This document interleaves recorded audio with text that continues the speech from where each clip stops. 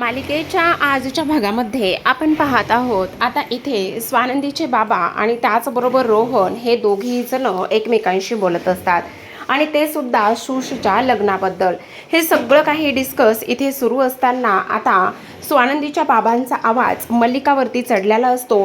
ते म्हणत असतात मल्लिका हे मंदाकिनीवर चढलेला असतो आणि ते म्हणत असतात मंदाकिनी तू खूप जास्त विचित्र पद्धतीने वागत आहेस, तुला हे सगळं करणं शोभत नाही। एका मुलीचं आयुष्य तू इथे बर्बाद केलं आहेस, का अशी वागलेली आहेस? ह्या सगळ्या गोष्टी वागण्याचा नेमका संबंध काय आहे? तू तिला इथे चांगल्या गोष्टी शिकवायच्या सोडून तू तिच्यासोबत असं वागतेस हे तुला सुद्धा शोभत नाही, असं सुद्धा आता इथे ते बोलत असतात। आणि हे सगळं बोलत असताना मंदाकिनी मात्र एक अक्षर सुद्धा इथे त्यांचं ऐकून घेत नसते आणि उलट त्यांनाच दोन शब्द सुनावत असते आणि म्हणत असते हे सगळं काही फक्त आणि फक्त तुमच्यामुळे होतंय। अहो आता हे दोघं जण लग्न करून आलेले आहेत आणि त्यांच्या लग्नाला मी इथे साक्षीदार आहे आणि तुम्ही त्यांना आशीर्वाद द्यायचा सोडून उलट तुम्ही त्यांना चार गोष्टी कशा पद्धतीने समजावताय आणि काय बोलताय हे तुम्हाला तरी समजतंय का? असं सुद्धा आता इकडे ती बोलत असते। त्याचबरोबर इथे ती म्हणत असते त्यांनी व्यवस्थित लीगली पद्धतीने लग्न केलं आहे आणि तेव्हा आता इथे अधिराचा सुद्धा पारा चढतो। अधिरा म्हणत असते तो माझा भाऊ जरी असला ना तरी सुद्धा किती खालच्या थराचा आहे आणि त्याचबरोबर कशा पद्धतीने वागतोय हे तुम्हाला नाही माहिती। त्याने ही एकच नाही तर अनेक मुलींचा वापर करून घेतलाय, अनेक मुलींना त्रास दिला आहे आणि एवढ्या सगळ्या मुलींचा वापर करून सुद्धा तुम्हाला समजत नाही का? तेव्हा मात्र इथे आता मंदाकिनी म्हणत असते अगं त्या सगळ्या मुलींबरोबर लग्न तर त्याने केलं नाही ना, त्याने फक्त आणि फक्त इथे माझ्या मुलीबरोबरच म्हणजे हिच्याबरोबरच शुशबरोबरच लग्न केलंय, ही गोष्ट तुला समजत नाही का? असं इकडे आता ते बोलत असतात आणि तेव्हा आधिराला आता अंशुमनचा राग येतो आणि ती म्हणत असते तुझी हिंमत कशी झाली माझ्या नवऱ्याच्या बहिणीला इथे फसवण्याची आणि त्याचबरोबर तिचं आयुष्य बर्बाद करण्याची? असं म्हणून ती त्याच्या अंगावर त्याला मारायला जात असते। पण तेवढ्यातच आता इथे रोहन तिला थांबवतो आणि अंशुमन म्हणत असतो तुम्ही हिच्याकडे लक्ष देऊ नका, तुम्हाला नाही माहिती ही प्रत्येक वेळी असंच करते आणि त्याचबरोबर तिच्या आणि माझे अशाच पद्धतीचे भांडणं होत असतात, त्यामुळे तुम्ही त्या सगळ्या गोष्टीकडे अजिबातच लक्ष देऊ नका, असं सुद्धा आता इथे तो बोलू लागलेला असतो। हे सगळं काही बोलत असताना मंदाकिनी म्हणत असते तुम्हाला इथे काय हवंय? तुम्हाला सर्टिफिकेट हवंय का? किंवा तुम्हाला इथे मी हे लग्न कायद्याने लावलं आहे ही गोष्ट हवी का? मग आता तासाभरामध्येच इथे सगळे पेपर्स आणि त्या सगळ्या गोष्टी लवकरच येतील, असं सुद्धा आता इथे ती बोलू लागलेली असते। हे सगळं काही बोलत असताना आपण पाहतो की आता दुसऱ्या बाजूला इथे रोहन इथे स्वानंदीच्या बाबाला म्हणत असतो बाबा त्यावेळेला सुद्धा मी बऱ्याच काही गोष्टी इथे आईला समजावण्याचा पूर्ण प्रयत्न केला, पण आईनं त्यावेळेला सुद्धा इथे काहीही ऐकून घेतलं नाही। आणि तुम्हाला एक गोष्ट सांगू का, तिने आता कायद्याची भाषा केली आणि त्यानंतर तिने स्पष्टपणे सांगितलं की इथे मी हे लग्न जे लावून दिलं आहे ते लीगली पद्धतीने लावून दिलं आहे, असं ती बोलायला लागली। आणि ह्या सगळ्या गोष्टी बोलल्यानंतर मला सुद्धा इथे फारसं काही बोलता आलं नाही बाबा, असं सुद्धा आता इथे तो बोलत असतो। आणि त्यानंतर आपण पाहतो अधिराचे आणि त्याचबरोबर ह्या सगळ्यांचे खूप भांडणं होऊ लागले। अधिरा म्हणत असते आम्हाला मुळात हे लग्नच मान्य नाहीये आणि आम्हाला हे लग्न मान्य नाही तर मग आत्ताच्या आत्ता ह्याला इथून पाठवून द्या। मग आता मंदाकिनी म्हणत असते डोक्यावर पडलीयस का? अगं तुझ्या नंदेचं तुला चांगलं झालेलं पाहवत नाही का? तुझ्या नंदेचं एवढं सगळं चांगलं झालंय, सुख तिच्या दारात आलं आहे आणि ती आनंदी राहावी असं तुला वाटत नाही का? का असं करतेस तू? असं बोलत असताना आता मंदाकिनी म्हणत असते मी माझ्या मुलीचं एवढं चांगल्या पद्धतीने लग्न लावून दिलेलं आहे आणि लग्न लावून दिल्यामुळे आता मी कोणाचं काही एक ऐकून घेणार नाही। त्याचबरोबर आणखी एक महत्त्वाची गोष्ट म्हणजे काही जरी झालं ना तरी सुद्धा आता इथे एका तासाभरामध्येच इथे त्यांचं मॅरेज सर्टिफिकेट येईल आणि त्यांनी लीगली पद्धतीने कायद्याने इथे लग्न केलं आहे, ही सुद्धा गोष्ट मात्र तेवढीच जास्त महत्त्वाची आहे, असं सुद्धा आता इथे ही सगळी काही लोक बोलत असतात। आणि हे सगळं काही बोलल्यानंतर आता मात्र रोहन म्हणत असतो मग तर आपण काहीही करू शकत नाही। पण अधिरा म्हणत असते बाप रे बाप आई खरंच तुम्ही कहर आहात कहर, अहो स्वतःच्या मुलीचं तुम्ही वाईट केलंय, स्वतःच्या मुलीला तुम्ही इथे अशा मुलाच्या हवाली केला आहे ना, त्यामुळे तिचं सगळं आयुष्य पणाला लागलं आहे। हे सगळं काही करताना तुम्हाला एकदा सुद्धा मागे पुढे पाहावंसं नाही का वाटलं?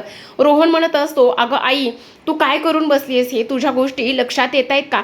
तू फार चुकीचं वागलीस, फार काही गोष्टी विचित्र पद्धतीने करून ठेवल्यास, तुला हे सगळं समजायला तरी हवं होतं, असं सुद्धा आता इथे ती बोलत असते।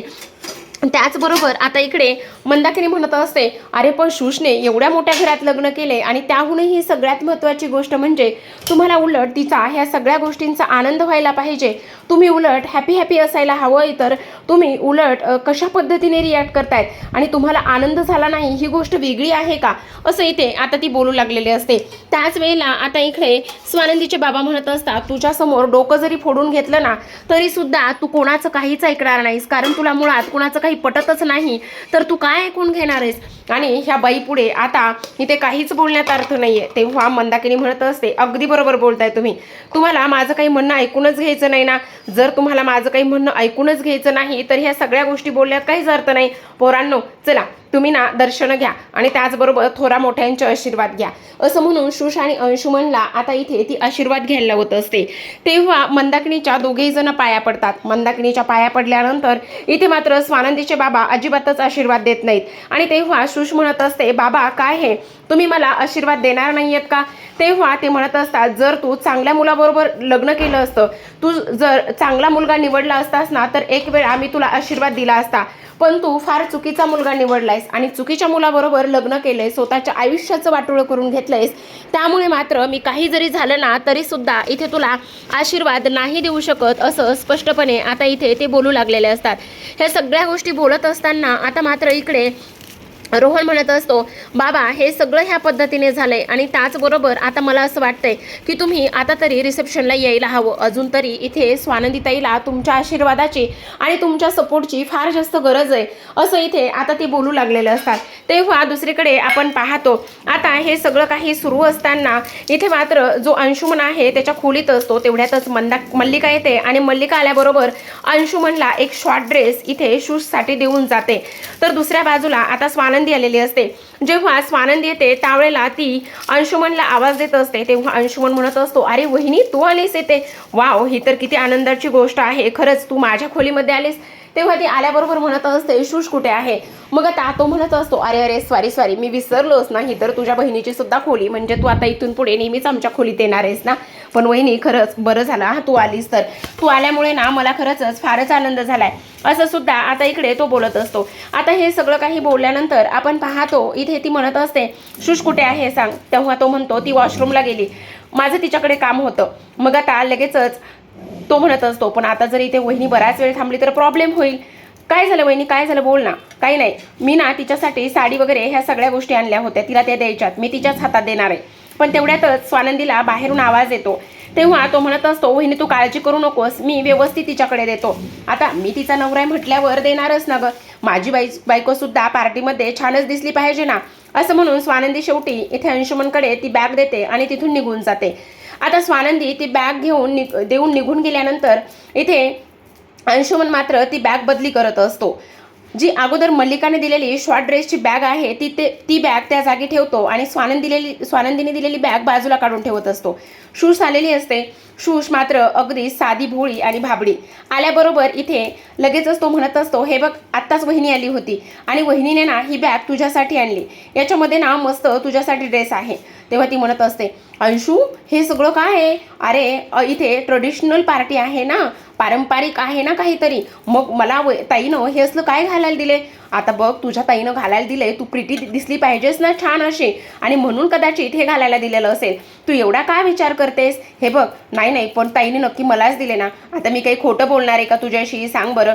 तुझ्या ताईनं हे सगळं घालायला दिलंय म्हटल्यावर तुलाच दिलं असणार ना, मग तू उगाचच ह्या सगळ्या गोष्टींचा एवढा विचार करू नकोस बरं, असं सुद्धा तो इथे बोलत असतो. आणि त्यानंतर ती म्हणत असते, पण मी दिसेल ना छान, पण मी एकदा ताईला विचारून येऊ का.